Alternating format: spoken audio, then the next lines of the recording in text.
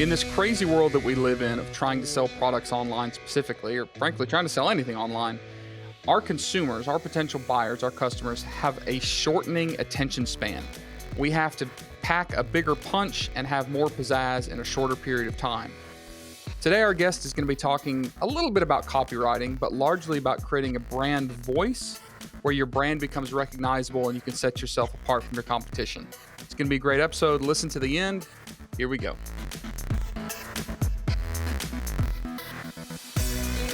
Hey everybody, and welcome to the AM PM podcast. I'm your host, Tim Jordan, and today, of course, as always, we're talking about entrepreneurship, specifically e-commerce related things, right? Like most of us that are listening to this podcast, or most of us that have been listening to this podcast, I should say, are involved in e-commerce in some way, whether it's digital marketing, affiliate marketing, brand creation, whatever it is. And we try to stick to themes that are important no matter what we do. And this is one of those episodes, whether you're an e-commerce seller and you have a physical brand, whether you are a service provider, whether you're an affiliate seller, a digital marketer, like you have to worry about branding, right? And we've talked in other episodes, and I think future episodes in the next couple weeks, we're going to talk about branding a lot. And today we have an expert in specifically copywriting, but in general, we're going to be talking about branding, and she's going to be answering some of the questions that I have, right? Some of those questions in my notes, how do we figure out brand voice? How unique can we get away with being with our branding? Where is too much? And I'll even give some examples, some brands that she and I have looked at in probably the past month. We're going to talk about her personal story as we get started. So if you would, welcome our guest, McClain Warren. How you doing, McClain? I'm good. How are you? Good. And I understand you just moved into a brand new house, which you said is filthy on the inside because there's moving boxes everywhere. And you're out gracing us with your presence, if you're watching on YouTube, on her back porch with a beautiful view. I am. This is not a silk screen or some kind of Zoom filter. It's actually my backyard. So if anything crazy happens, like wildlife or, fighting each other on the back porch, or a bird poops on her head or something, we're just going to roll with it. It's the nature of these recordings and these podcasts is, if I get attacked by like a bear. Keep going. Yeah, I promise you, if a bear shows up on your back porch behind you, this video will go viral. So, not trying to sacrifice your safety, but I'm kind of keeping my fingers crossed. So, I them too. I would like to go viral. Maybe not for that reason, but getting mauled by a bear is probably not top of the list. All right. So, I've seen you in the space, in the Amazon space, that I kind of meander around.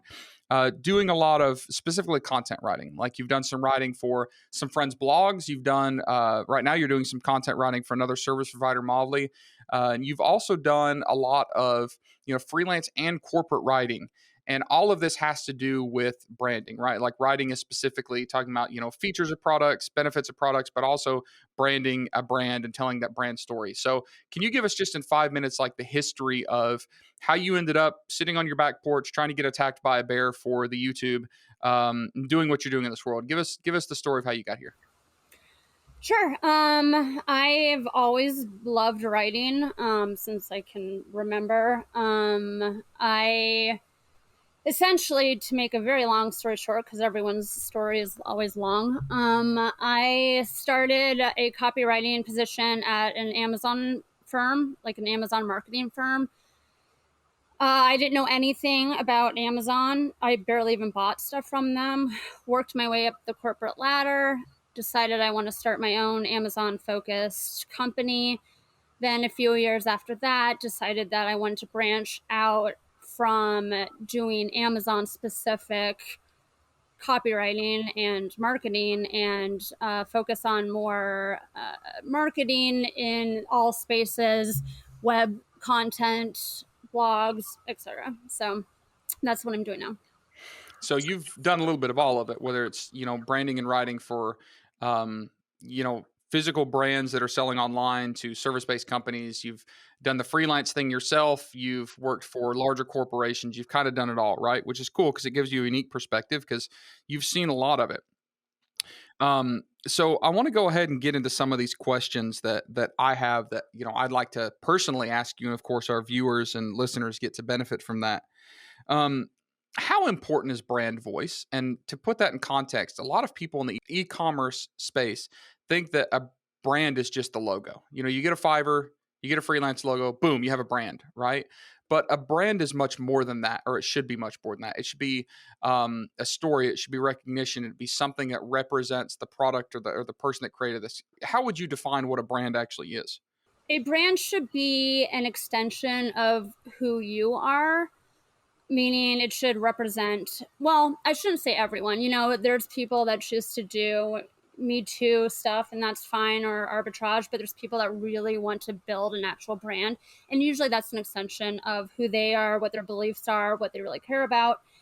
And it's funny because whenever I have consultations with clients, the first thing I tend to ask is, what is your brand voice? Now, these are people that, like you said, they know their logo, they know their slogans, they know their packaging, they know what they're selling, they know all the ins and outs of that. But when I ask about their voice, they all just kind of go, And as a writer, I find it really important because your voice really is the seed of how your brand will evolve, in my opinion. Once you have that personality and voice as part of your brand, then everything from marketing to campaigns to web content and blogs will all be an extension of that voice. And as you know, Tim, it's really important to keep congruity between all of those things. So you really need to establish, what is our voice? What are we trying to convey in all of our messages? And does this really matter? Because you're talking about the brand voice being extension of you. And if I'm the brand owner selling a brand on Amazon, does all of that really matter? Like, is this important, to have like a personal extension of ourselves into our products? I think it is, especially nowadays. Maybe like 5 years ago when Amazon wasn't, or 10 years ago when it's kind of like they always say the wild, wild west, and you could sell anything on there and there was less competition. Maybe it didn't matter so much then. But I think that with the competition and with the more focus on images and videos and brand building, it is important to have a voice because all that stuff can't be conveyed unless you have an integral central voice. I know I keep using the word voice, but that really is what it is. And that brand voice is like an embodiment of everything, whether it's, visual, whether it's written, whether it's, the experience, the product experience is part of that brand voice. Do you think that the voice of a brand can be different than maybe a direct extension of the brand owner? And I'll give you an example. Like, maybe I'm trying to find a product opportunity. I find a great product opportunity to sell crazy cat lady sweaters. Well, that's not going to be an extension of me personally because I'm not a crazy cat lady, and I don't wear sweaters. I'm too fat to wear sweaters, right? So we can make you a really large one. yeah. So is it fair to say that the brand voice can be an extension of whatever it's designed to be, whether it's like, it could even be an extension maybe of the ideal client, right? Okay. So can you clarify my thoughts a little better about the brand voice can flex around to different people or things? Yeah, I guess maybe my wording was a little off. I do think that you don't necessarily have to embody what your brand represents or is, but you have to own it. So, for example, regardless of what you're selling, you need to be able to at least pretend you are that embodiment of it. You have to be able to look at the videos you're creating, the content you're creating, anything. You have to be able to review and think about it from that standpoint. So if it isn't an extension of yourself, you at least have to be able to fake it till you make it almost. Does that make sense? So what you're talking about is like creating an identity. Yeah. Not an identity, but identity for the brand. So if Yeah. I don't love cats, right, I could still create a brand for crazy cat ladies and do it well, as long as I was creating an identity for that brand that focused on crazy cat ladies, right? And in that case, is that example, I would be focusing on um the end consumer. I've used brand examples before, like Tom shoes. I love Tom shoes. I don't actually like the shoes. I like the brand. The shoes, you could buy a $7 version at Walmart. They're canvas with a little rubber on the bottom. They're not great, but those are $60 shoes because they created this brand voice, this identity of hey, we're for the people, by the people. We're like, well, that's FUBU, but you know what I mean? Like we're part of the community where we're giving back, buy a pair, give a pair. So if I had Tom Shoes as my personal brand, the identity is not even the person that's wearing the shoes. The identity is like a generational movement. Like that's the identity, right? So can you give me another example of a well-defined brand identity, just a household name that we would all know that when I ask you like, hey, who has a really great brand voice? Like, what's a good example? I personally, and it's so cliche because I feel like but at least everyone can resonate with it. One of my favorite commercial slash brands is State Farm. And I'm specifically referring to the Jake from State Farm commercials. Specifically the first one that came out. They did a really good job of tethering that line between being humorous, making sure that you knew what their brand was the entire time. There was no questioning. I mean, they said Jake from State Farm at least 8 times throughout that commercial. So that was like stuck in your brain the whole time. They even identified in that commercial what the guy was wearing, which seems like an inconsequential thing that no one would care about. But as the viewer, you can actually see what the employees look like from State Farm. Yeah, You they're know, like personable. They're down to earth folks. Like these are just everyday normal folks, right? yeah. So I think they do a great job with branding.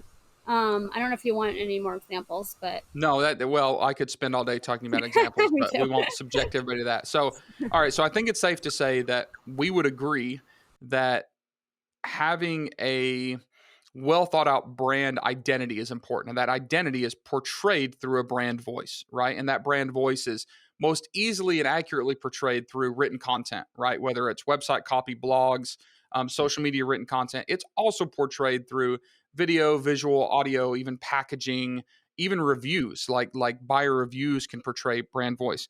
Now, you mentioned something about State Farm, and that's humor. And we're starting to see that more and more. I remember growing up watching Super Bowl commercials and the Taco Bell dog and all that stuff, um, humor is starting to become a big part of branding that stands apart. And you and I have talked specifically about some pretty interesting humorous brands that maybe even cross the line of decency sometimes, right? One of the brands that you and I have talked about recently is Bird Dog Shorts. And if any of you are like, what is he talking about? Just go to the internet, go to the Google, type in Bird Dog Shorts, check out their website, and they'll cookie you, and you'll start getting the most hilarious but off-color Facebook ads you've ever seen. And it works because like we're still talking about it. McClain and I are right now because it's so good. And they're just shorts. Like it's interesting. It's not a revolutionary product, but the branding and the brand voice set it apart. Also off color, you think about, I can't believe I'm talking about this in the podcast, but the brand Manscaped, right? Which is literally, how do I say this delicately? Pun intended. Male grooming accessories for the nether regions. Yes. Does that work?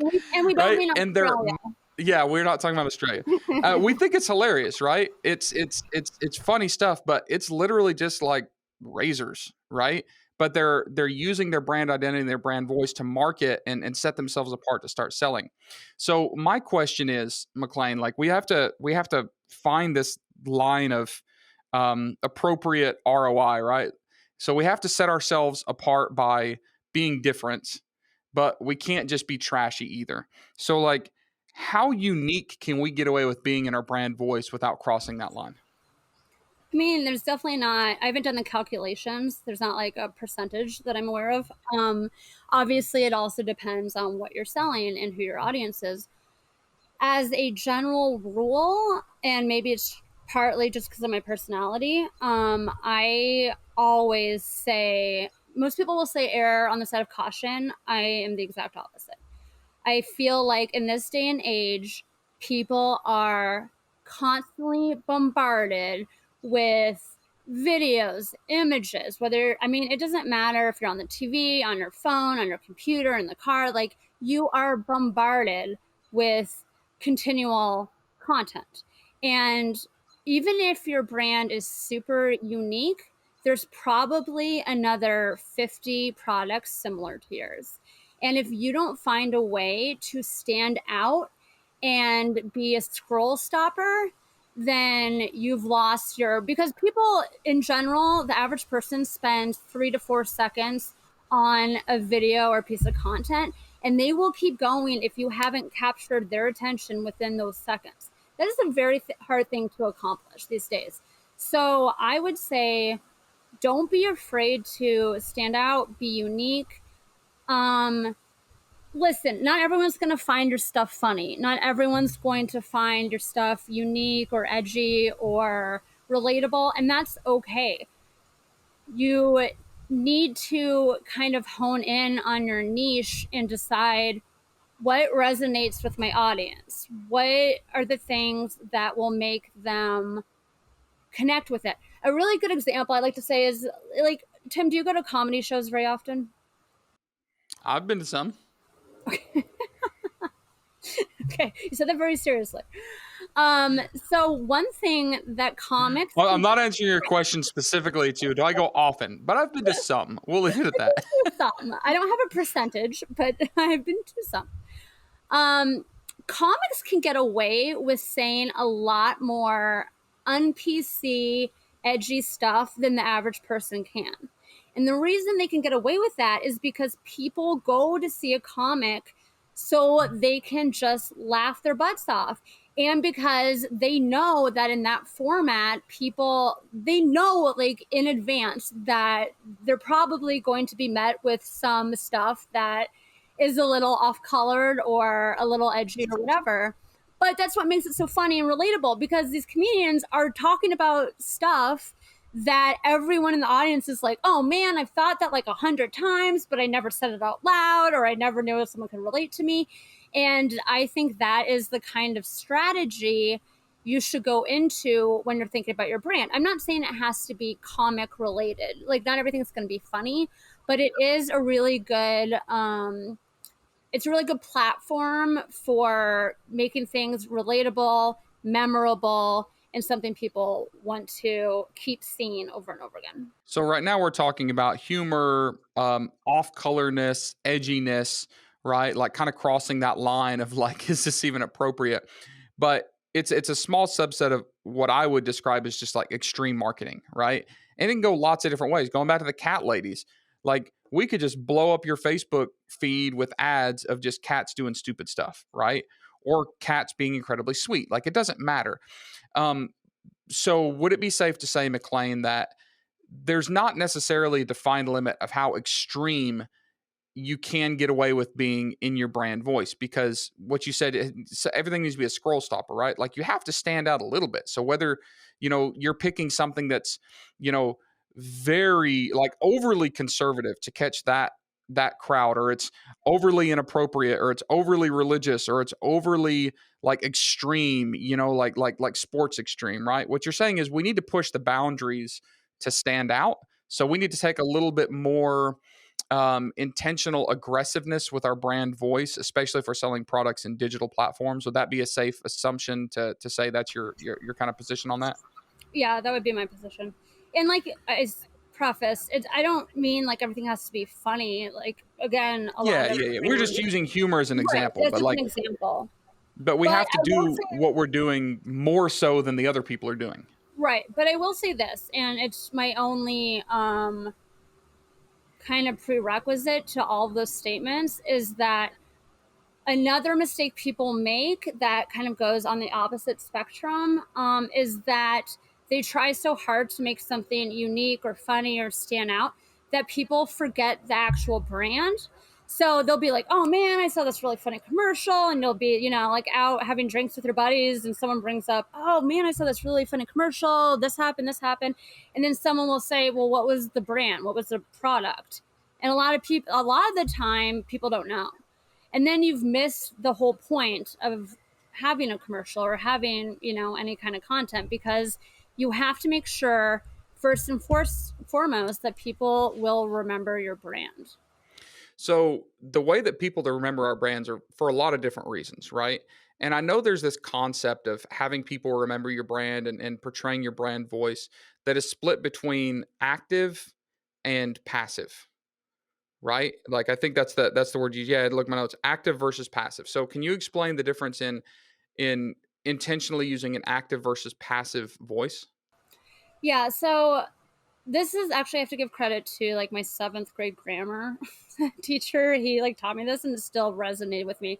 And I find it very significant to what I do now.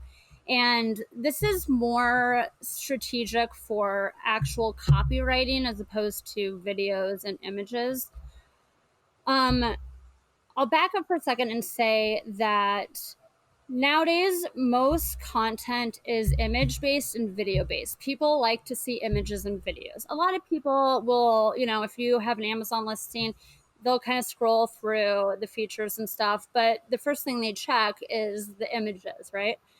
So the reason people do that is because they can picture themselves in that situation. And the example I always give is, say you are selling a couch, right? Or a chair.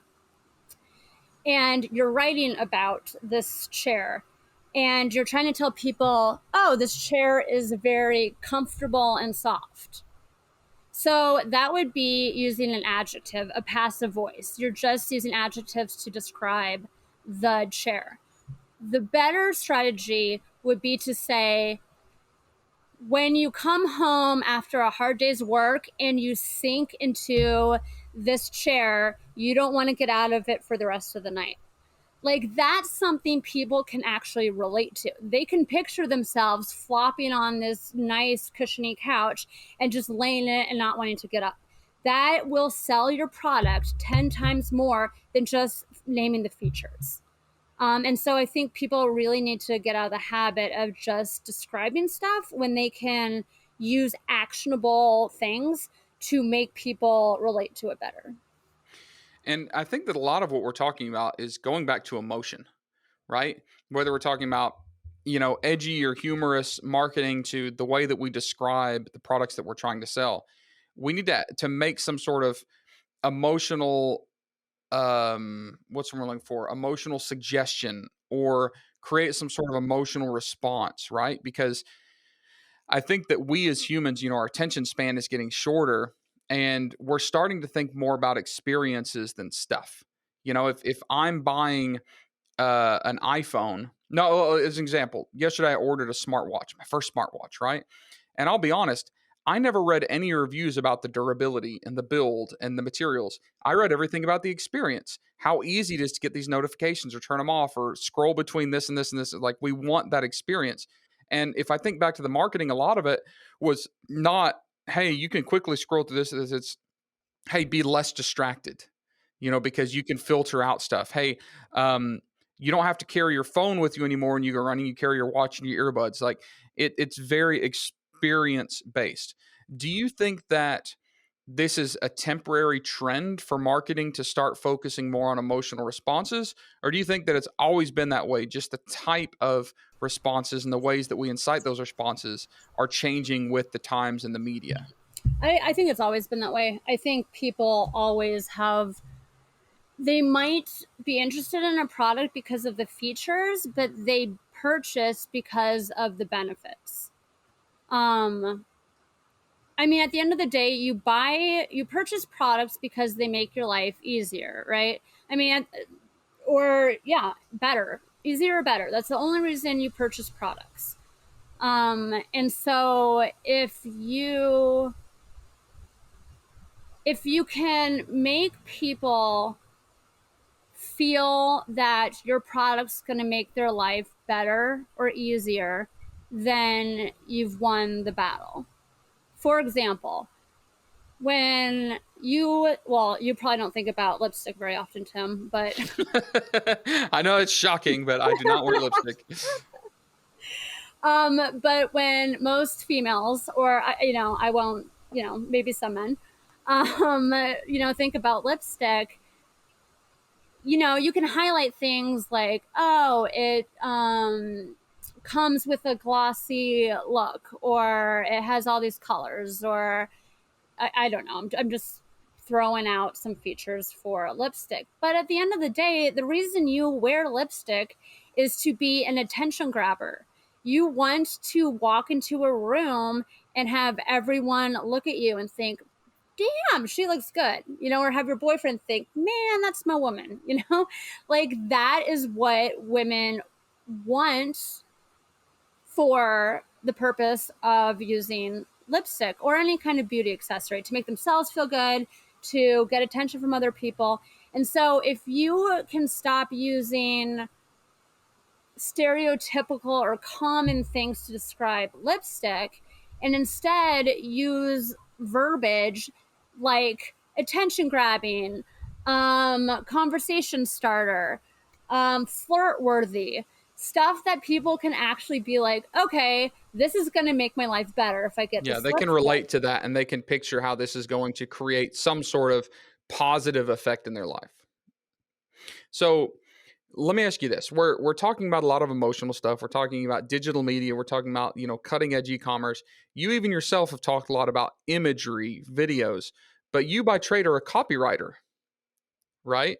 So, is written copy becoming less relevant in 2021? Yes and no. I do think that, as I discussed earlier, I do think people are way more driven to video and images, but we will always need content, even within, even within images, even infographics and stuff like that. Like even slogans or taglines, stuff like that. Like it's really important to have really strong content for those things because people will still read that stuff.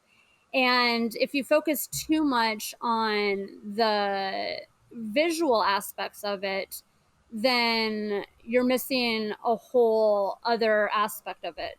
And in a lot of ways, like I said, with images having infographics and stuff, and storefronts having slogans and taglines and stuff, you do want to come up with really creative stuff that grabs people's attention. Yeah, I completely get that.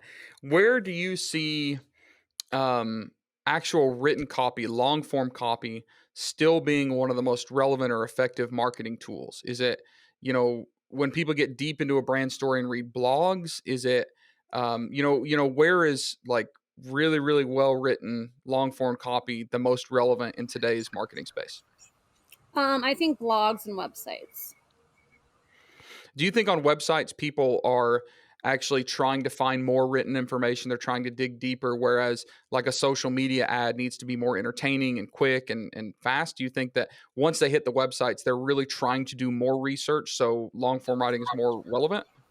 Yeah, I mean, look, with most and it's kind of hard to make this an all-encompassing comment because obviously there's different situations and different Sure. types Yeah, of. there's going to be exceptions, but So, just like, if you're generalizations. selling like a service, for example, then content on a website's really important because people want to know what you're about, what your services are, why you're better than everyone else, etc.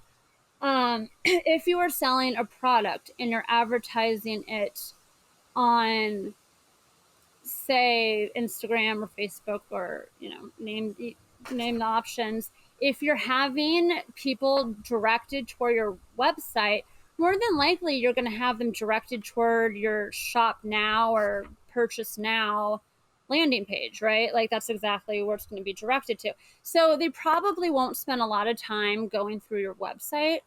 um but maybe they will. Maybe your ad didn't provide enough information in the creative that you gave on Instagram or Facebook. So they actually want to go to your website and learn more. But I think it's always better to have content there for those that really want to understand your product.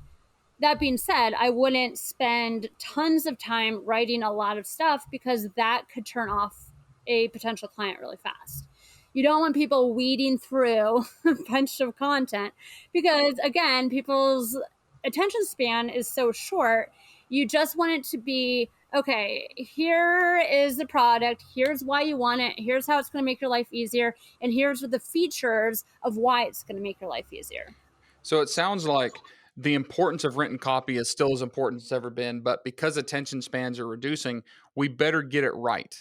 Like we only have so much time to grab their attention. This better not be some like haphazard, halfway done, unintentional thing. We can't just throw out a whole bunch of crap and hope somebody reads it. And we see that everywhere from, e-commerce platform listings like Walmart and Amazon all the way to blogs. People used to read 3,000 word blogs. Now they want the same amount of information in 1,500 words, because they just have less time. So it makes complete sense. And get your point. Sorry, I didn't interrupt you, but get your point across immediately.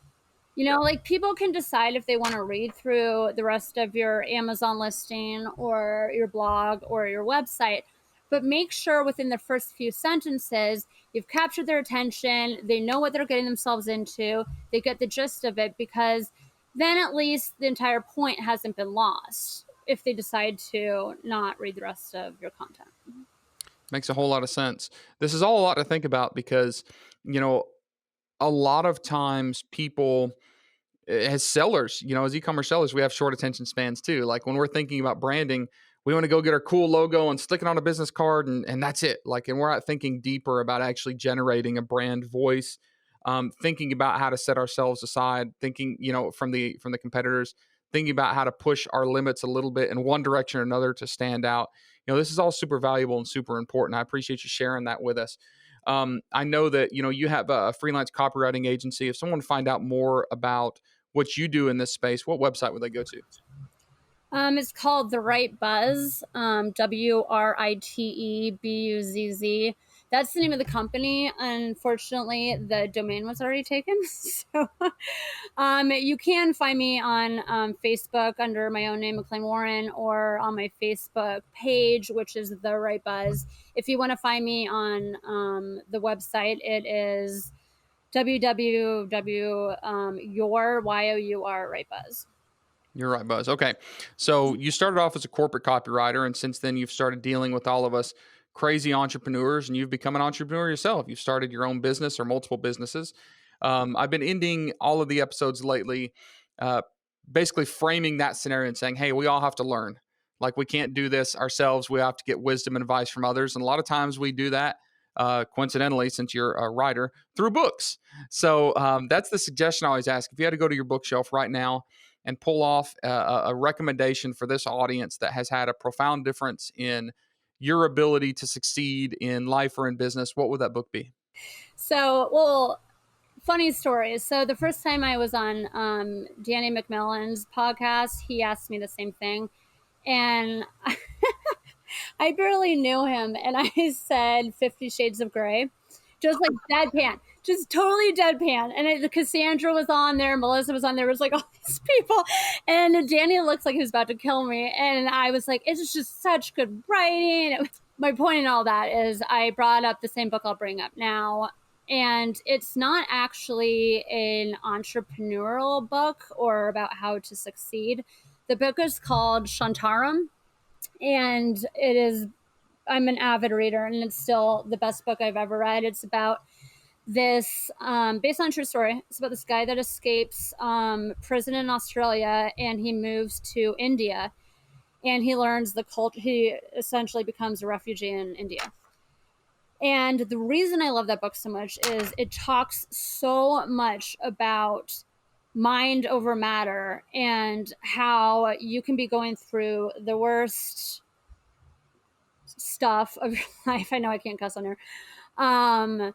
But it's all about your perception toward it and your mindset toward it. And so not only is it a good book based on just it's exciting, it has all the stuff you want in a book. It's about war, culture, sex, trading, all this cool stuff about India.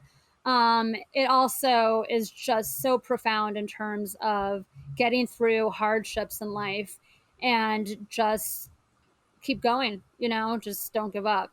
So again, it's called Shantaram, and I highly, highly recommend it. Well, good recommendation. A lot of people are, talking specifically about business books. This is a little something different. So appreciate that. Well, thank you, McClain, for being on. We appreciate you taking time out of your busy day and your busy life to come share some of this stuff with us. And we appreciate everything you're doing in the community. We see you popping up and putting out good content out there, just free content for this crazy entrepreneurial world that we all live in. If any of you like this episode, make sure to leave a review on whatever podcast platform you're listening to. Give us a like or a thumbs up or subscribe on the YouTube channel. You can also go to ampmpodcast.com to see written versions. There you go. Of all of these podcasts and show notes and all that good stuff. So thank you, McClain, again for being on. Thank you all for listening, and we'll see you next week on the next episode.